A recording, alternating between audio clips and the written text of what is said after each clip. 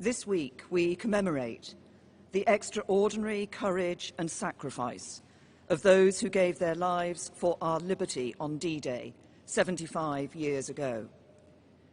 As leaders prepare to gather here from across the world, it is fitting that we begin with a celebration of the special relationship between the United Kingdom and the United States, enduring partners who stood side by side on that historic day and every day since. For generations, at the heart of the transatlantic alliance has been our shared democratic values, our common interests, and our commitment to justice.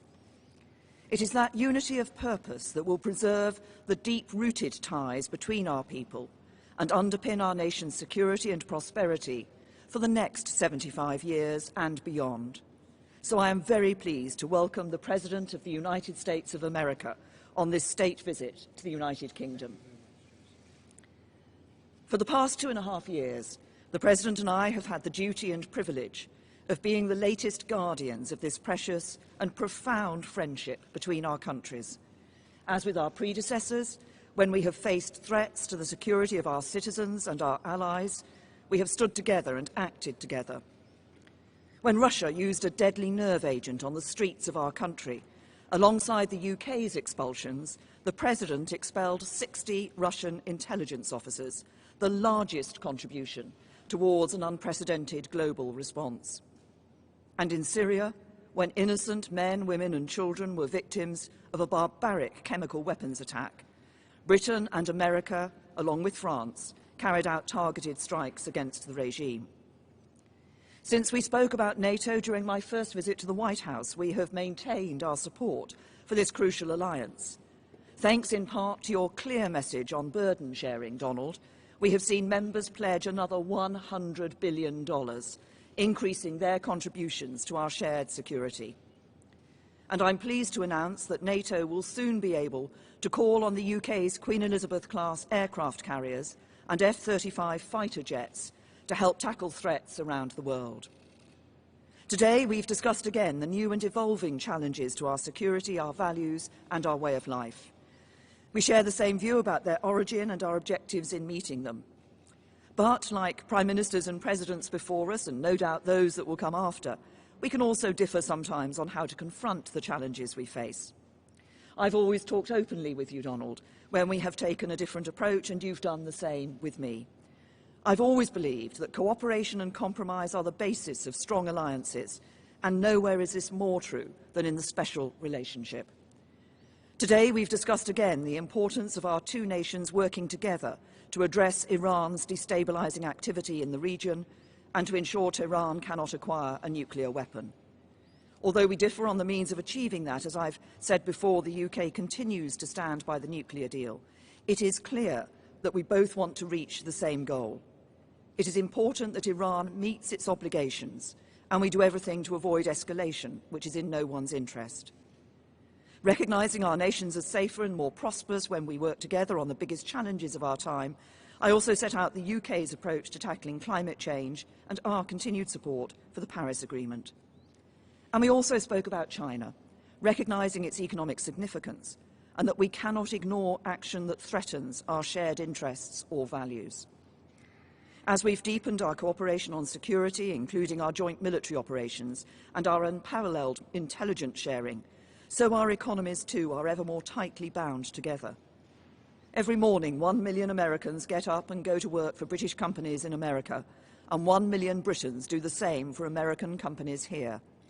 Our trading relationship is worth over £190 billion a year, and we're the largest investors in each other's economies, with mutual investments valued at as much as $1 trillion. Mr. President, you and I agreed the first time we met that we should aim for an ambitious free trade agreement when the UK leaves the EU.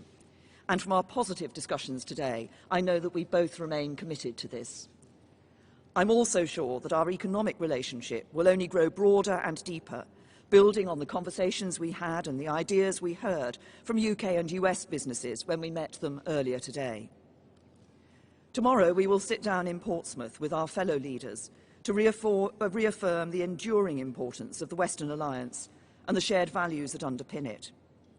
And as we look to the future, In the years and in the generations ahead, we will continue to work together to preserve the alliance that is the bedrock of our shared prosperity and security, just as it was on the beaches of Normandy 75 years ago.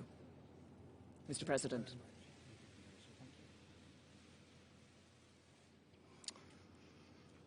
Well, thank you, Prime Minister May. Melania and I are honored to return to London as our nations commemorate the 75th anniversary of D-Day in World War II. We want to thank Her Majesty the Queen, who I had a lovely dinner with last night, a fantastic person, fantastic woman, for so graciously inviting us to this state visit. It was very, very special. Our thanks as well to Prime Minister and Mr. May for the warm welcome they've given the First Lady and me as we remember the heroes who laid down their lives to rescue civilization itself. On June 6, 1944, tens of thousands of young warriors left these shores by the sea and air to begin the invasion of Normandy and the liberation of Europe and the brutal Nazi occupation. It was a liberation like few people have seen before. Among them were more than 130,000 American and British brothers in arms. Through their valor and sacrifice, they secured our homelands and saved freedom for the world. Tomorrow, Prime Minister May and I will attend a commemoration ceremony in Portsmouth, one of the key embarkation points for the invasion. More than 1.5 million American service members were stationed right here in England in advance of the landings that summer. The bonds of friendship forged here and sealed in blood on those hallowed beaches will endure forever.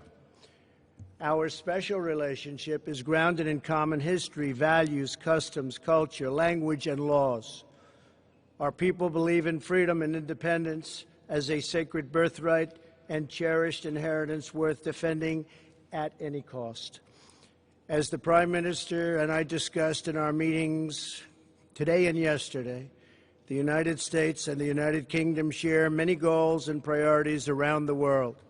I want to thank the people of the United Kingdom for their service and partnership in our campaign to defeat ISIS. As we announced a few months ago, ISIS's territorial caliphate in Syria and Iraq has been completely obliterated, defeated. The United Kingdom is also a key partner in NATO. The Prime Minister and I agree that our NATO allies must increase their defense spending. We've both been working very hard toward that end, and we are very current, and some of them are not. We can't allow that to happen, but I appreciate everything you've done in that regard. We expect a growing number of nations to meet the minimum 2% of GDP requirement. To address today's challenges, all members of the alliance must fulfill their obligations. They have no choice. They must fulfill their obligation. Among the pressing threats facing our nations is the development and spread of nuclear weapons. Perhaps that's our greatest threat. The United States and the United Kingdom are determined to ensure that Iran never develops nuclear weapons and stops supporting and engaging in terrorism. And I believe that will happen. In protecting our nations, we also know that the border security is national security. Today, the Prime Minister and I discussed our thriving economic relationship. Both countries are doing very well, and participated in a roundtable with industry and business leaders. I can say probably the biggest business leaders anywhere in the world.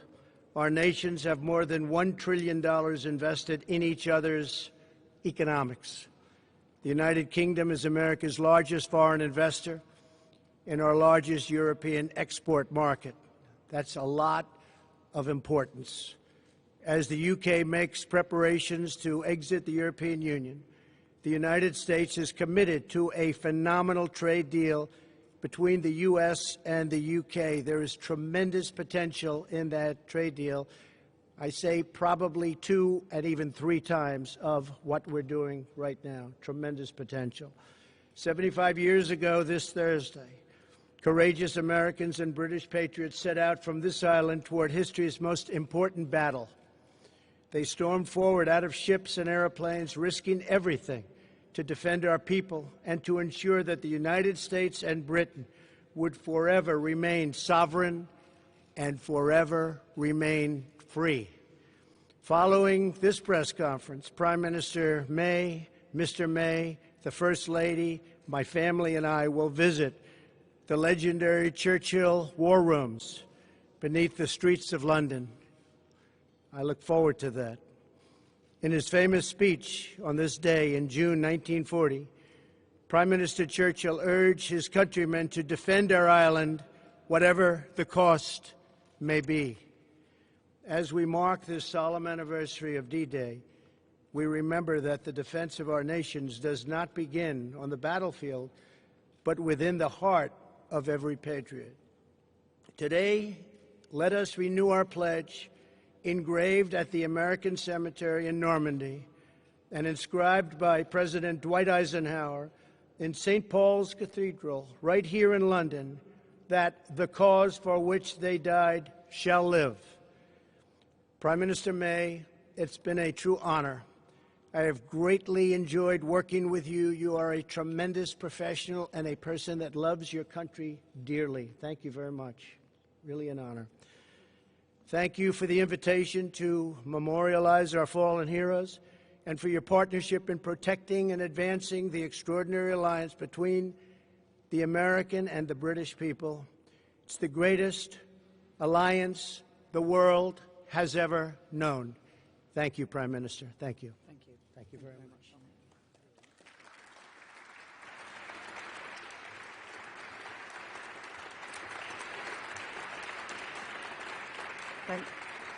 Thank you. Now we're going to take 2 questions from the UK media and 2 questions from the American media. I'll start with Beth Rigby. Thank you. Thank you, Prime Minister President Trump. Beth Rigby from Sky News. For you, President Trump, as you hold talks with the current Prime Minister, the leader of Her Majesty's opposition has been addressing a protest rally against your visit in Trafalgar Square. He says he's disappointed you attacked the London mayor, and he criticised your record on refugees. What do you have to say to him? And is this man someone you could do a trade deal with? And to you, Prime Minister, do you think that Sadiq Khan is a stone-cold loser? Thank you. You're talking about the Mayor of London. Is that who you said? Yes? Well, I think he's been a not very good mayor, from what I understand. He's done a poor job. Crime is up, a lot of problems. And I don't think he should be criticizing a representative of the United States that can do so much good for the United Kingdom. We talked about it before. He should be positive, not negative. He's a negative force, not a positive force. And if you look at what he said, he hurts the people of this great country. And I think he should actually focus on his job. It'd be a lot better if he did that. He could straighten out some of the problems that he has and probably some of the problems that he's caused. Thank you. Gonna...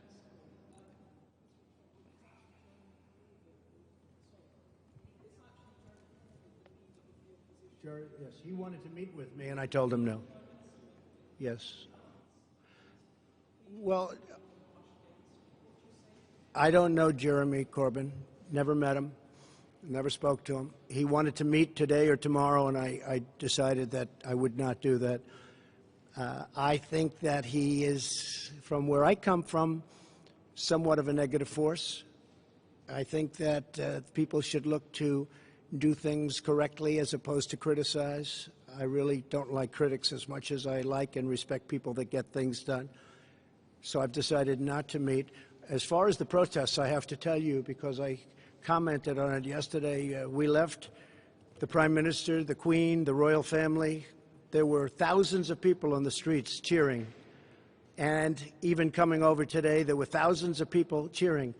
And then I heard that there were protests. I said, where are the protests? I don't see any protests. I did see a small protest today when I came, very small. So a lot of it is fake news, I hate to say. But you saw the people waving the American flag, waving your flag. It was tremendous spirit and love. There was great love. It was an alliance. And I didn't see the protesters until just a little while ago, and it was a very, very small group of people put in for political reasons. So it was fake news. Thank you. And I would say to both the Mayor of London and to Jeremy Corbyn, the discussions that we have had today are about the future of this most important relationship between the US and the UK. As the President described it, the greatest alliance the world has seen. It is this deep, special relationship and partnership between the United States and the United Kingdom that ensures our safety and security, and the safety and security of others around the world too. And it is this relationship that helps to ensure there are jobs that employ people here in the UK and in the United States, that underpins our prosperity and our future. That is a relationship we should cherish. It is a relationship we should build on. It is a relationship we should be proud of. Mr. President, would you like to... Big, and this really is a very big and important alliance. And I think people should act positively toward it because it means so much for both countries. It means so much, and it's been so good. Steve Holland. Yes, go ahead, Steve. Thank you, Mr. President. Thank you. Is that on? There. What is your current view on Brexit, sir? Should Britain leave the European Union if there is no agreement by October 31st? And for the Prime Minister, what would be the ramifications for the UK if there is not a deal?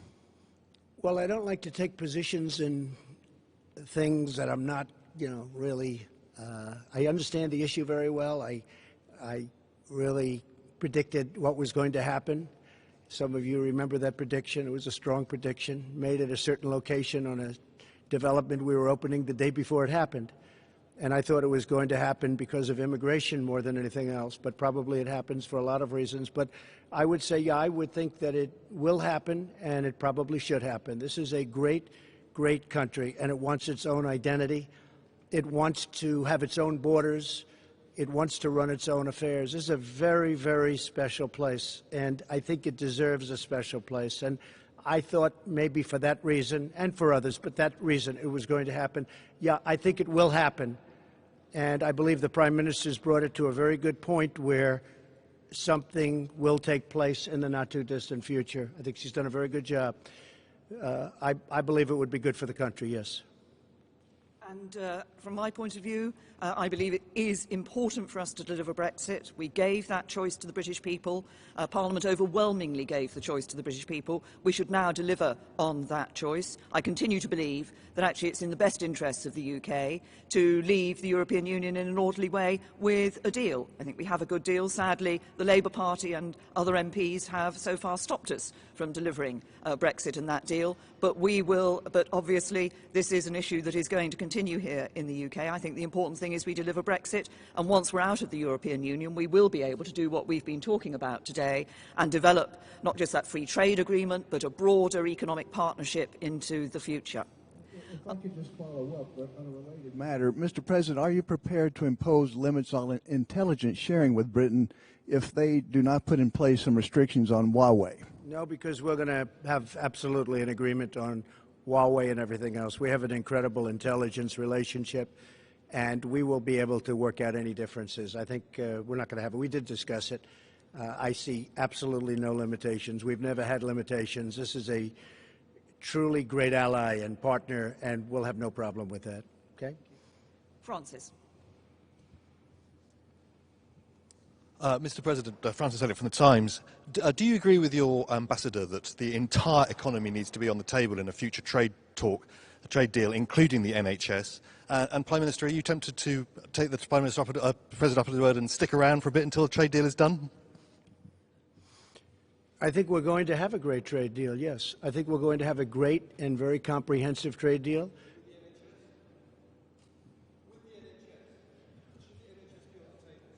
I can't hear him. It's the National Health Service. He says, should the National Health Service be on the table?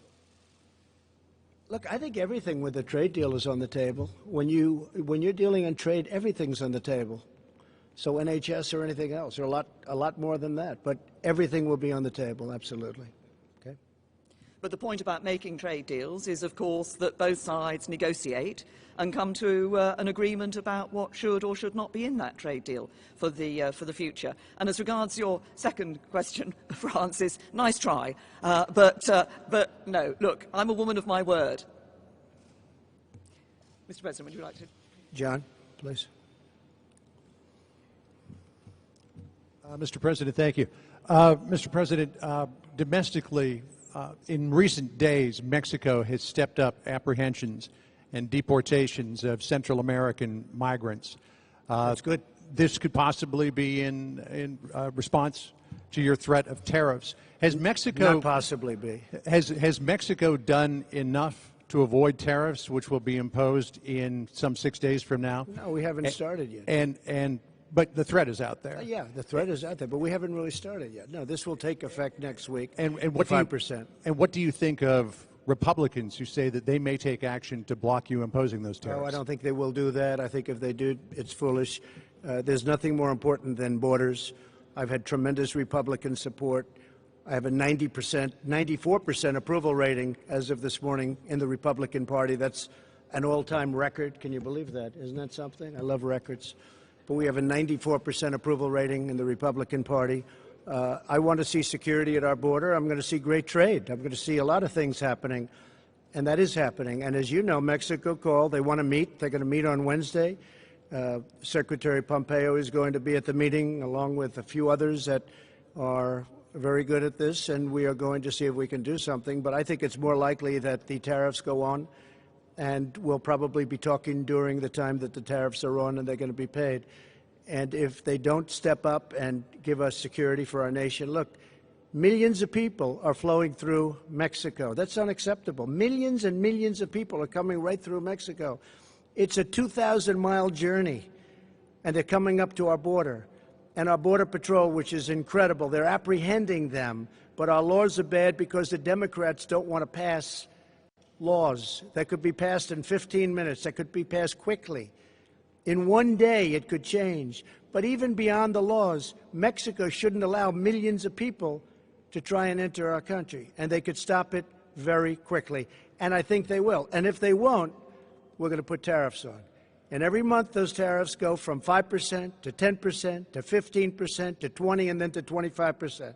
And what will happen then is all of those companies that have left our country and gone to Mexico are going to be coming back to us. And that's okay. That's okay. But I think Mexico will step up and do what they should have been done. And I don't want to hear that Mexico is run by the cartels and the drug lords and the coyotes. I don't want to hear about that. A lot of people are saying that.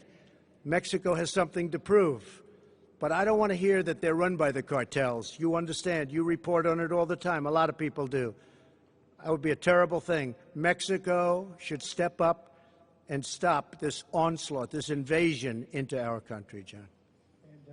And Prime Minister May, you tried 3 times to get a deal on Brexit. At this point, do you believe that a deal on Brexit is possible, or is this a Gordian knot? President Trump says that you didn't take his advice in terms of negotiation. Should you have, would that have made a difference? And President Trump, if I could ask a follow-up, you had a conversation with Boris Johnson. Could we ask what you spoke about, and will you meet with Michael Gove today? Well, first of all, on the first issues, I said in answer to an earlier question, I personally believe, that it is in the best interests of the UK to leave the European Union with a deal. I believe there is a good deal on the table. Obviously, it will be for whoever succeeds me as Prime Minister to take this issue forward. What is paramount, I believe, is delivering on Brexit for the British people. And I seem to remember the President suggested that I sued the European Union, which we didn't do. We went into negotiations and we came out with a good deal. Yeah, that's not such a... I would have sued, but that's okay. I would have sued and settled, maybe, but you never know. She's probably a better negotiator than I am, Jeremy. But you know what? She has got it, in a sense, John. That deal is teed up. I think that deal is really teed up. I think they have to do something. And perhaps you won't be given the credit that you deserve if they do something, but I think you deserve a lot of credit. I really do. I think you deserve a lot of credit. Okay? Yes, John? So I know Boris. I like him. I've liked him for a long time. I think he'd do a very good job. I know Jeremy. I think he'd do a very good job. I don't know Michael, but would he do a good job, Jeremy? Tell me.